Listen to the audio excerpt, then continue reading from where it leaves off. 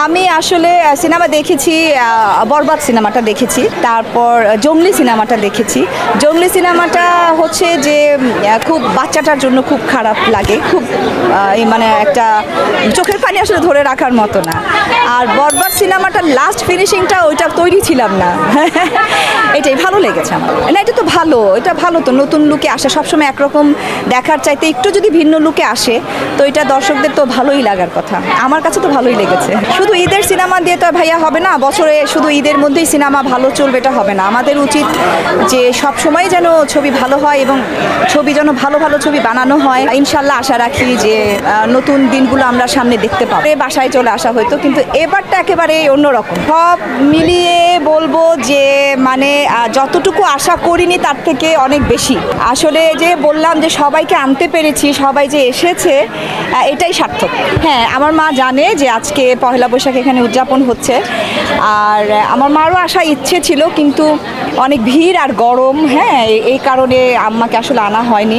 খুবই ভালো লাগছে, মানে পহেলা বৈশাখটাকে মনে হচ্ছে কি একটা মানে ঈদও মনে হয় এতটা আনন্দ হয় না আসলে। আমরা সব সাংবাদিক ভাইয়েরা, সব শিল্পী, কলাকুশলী সব একত্রে, এফডিসির যত সমিতি আছে সব একসাথে আমরা আজকে পহেলা বৈশাখ পালন করছি। একটা কথা সবাই বলেছে যে মুক্তি তোমরা যে আয়োজনটা করেছো এটা আমরা প্রতি বছরই চাই। তো ইনশাল্লাহ প্রতি বছর আমরা অবশ্যই চেষ্টা করব যে সবাইকে একত্রিত করতে এবং সবাই আনন্দ করতে।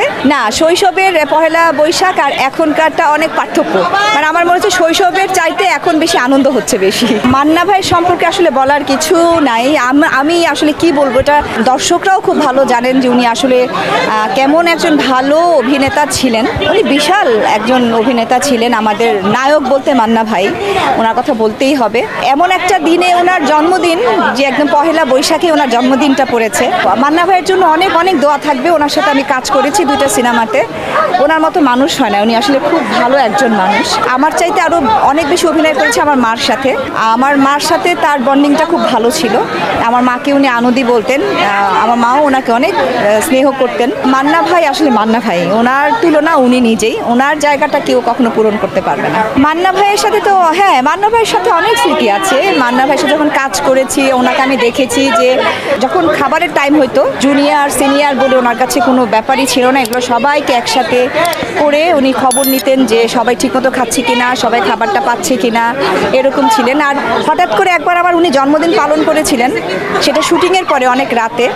তো ওইটা আমার জন্য একটা বিরাট সারপ্রাইজ ছিল। আমি জানতাম না যে আসলে উনি মানে বার্থডে কেক এনে সবাইকে ইনভাইট করে রেখেছেন, আমি সেটা জানতাম না। হুট করে দেখে আমি খুব অবাক হয়ে গিয়েছিলাম। কথাগুলো মনে হলে খুব খারাপ লাগে আসলে ওনার জন্য।